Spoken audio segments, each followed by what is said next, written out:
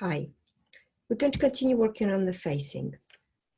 After when you distributed fabric to your lapel and you're happy about that and you are, it's the same to my one.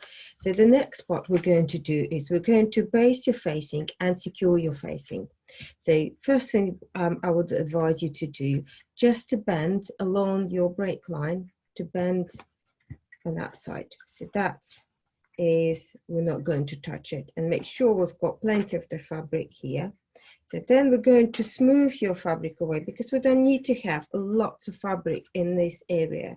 So, and therefore, and you see that straight away I've got like some fabric, extra fabric.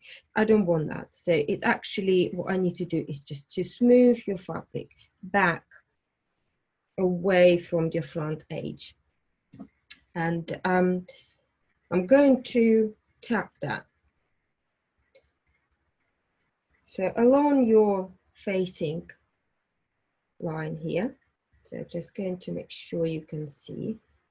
Now turn around. So you see that? So I'm going to start from here. So push my fabric away, push my facing away like that.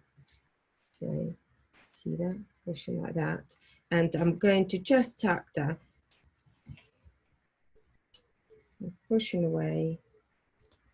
And just for your layer, all the layers, big stitchings is fine.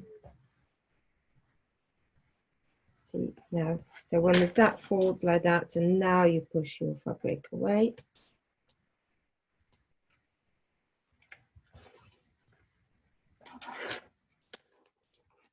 So that way it's the extra fabric will be protected, and now from your break edge will push the facing away.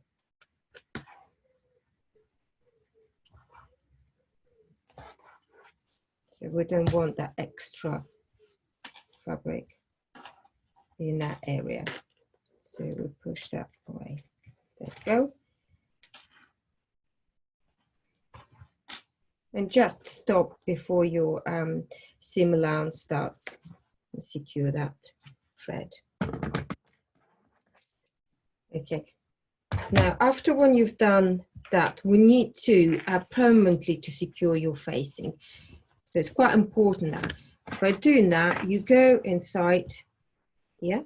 So you can see my seam allowance. And I'm going to attach it to my canvas only. So start where your 5 centimeters slightly below your seam allowance. I'm going to start it here. It's because you need to get into your seam allowance.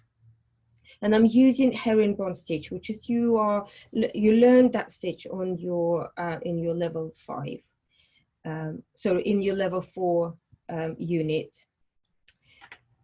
And you just it's just like a cross stitch. So if you can't remember that stitch, you use the same stitch as we attach your linen tape.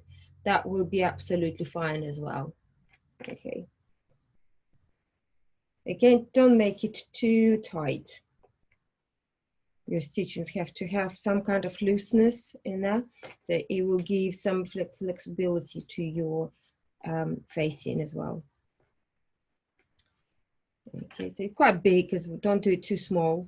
That's what I found. If you do it too small, somehow it became too tight. So my one is big and loose. Attaching only to your canvases, so it doesn't go through all the layers. Okay, you can see that quite clearly. I'm using tucking thread, single thread, absolutely fine. I like using tucking thread for that. You can use top thread, which is, you know, the same color as your top fabric. It's absolutely fine. But I usually use tucking thread. The reason is because it's quite soft and therefore it's not as visible when you're ironing. But it's no, you know, but it's not, doesn't give big difference if you're using your top thread. So it'd be absolutely fine. So. And then going right to the edge there, so that's where my facing is finished here. So I'm going to give a couple of stitches and to secure that to this canvas, and I'm going to secure that.